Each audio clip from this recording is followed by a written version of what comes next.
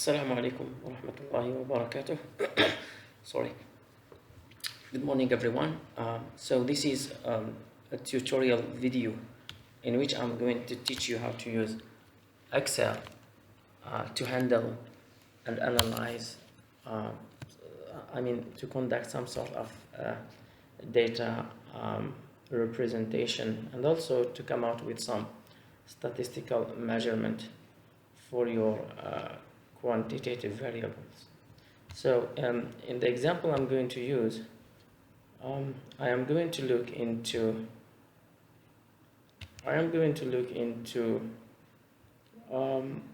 some set of data in which I have one variable, 2, 3, 4, 5, 6 variables. So this data is was collected. This is factual data actually, but let's suppose it is data related to or provided by a sample of 50 students, right? So I have 50 students who provided me this kind of data related to 4 variables. So variable number 1 is number of siblings. So every student has reported how many brothers and sisters he has. So for example, student number 1, he has 0 siblings. The second variable is about monthly spendings, how much every student spends per month, CGPA of particular students, the study program. So we have MNGT, we have marketing, finance, accounting, and MIS. Cars, whether students have cars or not. If they have car, they report yes. If not, they say no. And the same thing for marital status, and this is whether they are married or not. So if yes, this means the student is married. If no, it means the student is not married, and so on. So we have every student has particularly provided his own response or scores for each variable. So the columns here are representing the names of the variables, and the rows here are representing students. So every row contains data of different students. So this is called sheet, data sheet, or worksheet, or Excel sheet. So this is another sheet. So in this, the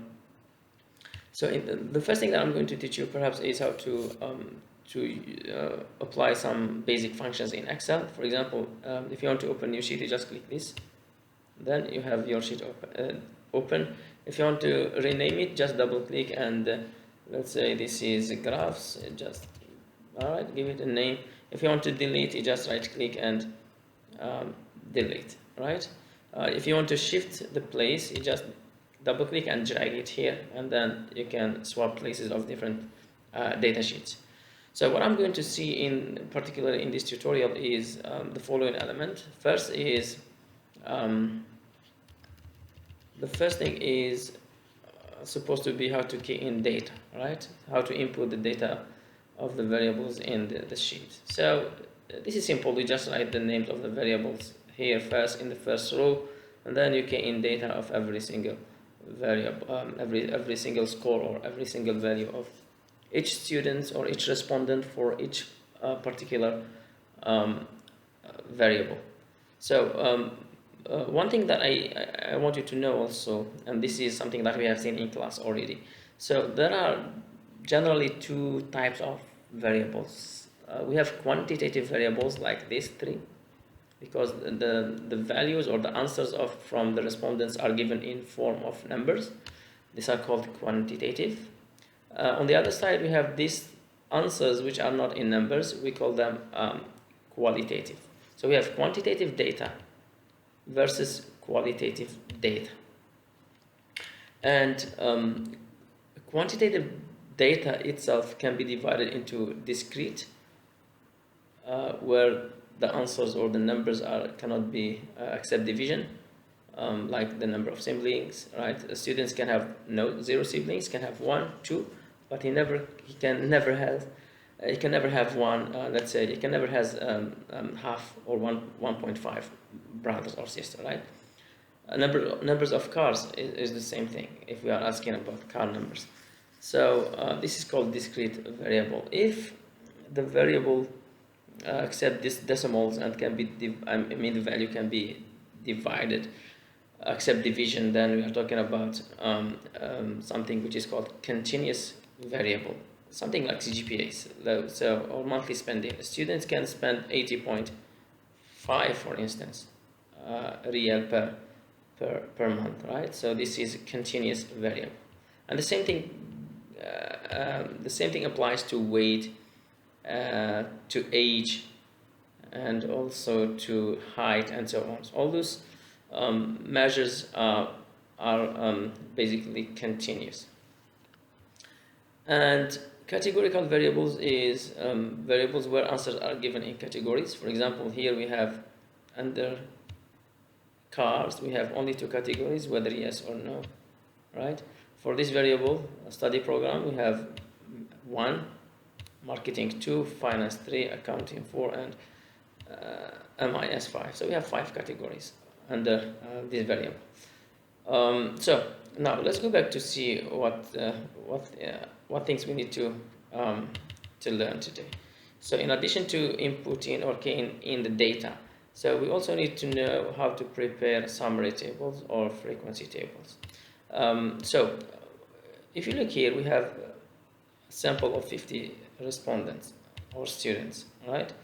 But sometimes we have data, we have data sample size which goes to thousands. So in this case, we would have a long data sheet. So one of the crucial things that we need to do at the beginning is to try to summarize the answers here of every variable in shorter, meaningful tables. All right, we call them summary tables or frequency tables to see the values and the frequencies. So to do this, we need to go to first we need to go to insert pivot table. So then in the input or in the table range, we need to select the variable we want to in which we want to provide the summary. Then okay, we select the whole columns, and then where do we want the new table to appear, whether we want it to be in this sheet or we want it to open in new sheet, right? So if you want it in a new sheet, we just click OK straight away, and then you will have it, right? So you will have it in, you see, a new sheet has popped out or has been created, and always it's going to be on the left side of the sheet you are working with. So, and then just come here, siblings, bring it to the rows and to the values, and you have the summary table. You can also let me delete this. You can also open it just beside, right, in the same window. So all you need to do then is to go to insert again, pivot table, and then here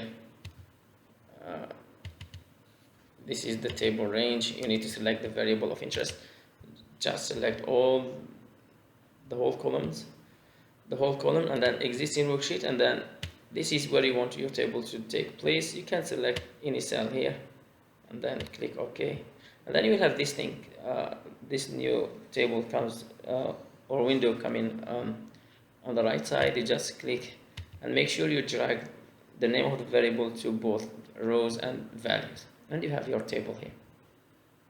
So then if you want to rename, just double click here and write the name of the variable, which is siblings, right? And then perhaps here you want to rename this, just rename it frequencies, to frequencies or type frequencies or type number of siblings, right? And then make sure, because this is giving us the sum, we don't want the sum, we are interested in the frequencies, so we just move to count, okay, and then we have the frequency of every value. For example, the first students or those who said we have 0 siblings, only 1. Those who has 1 siblings, those who have 1 sibling are 3. 7 students has 2 siblings, and so on.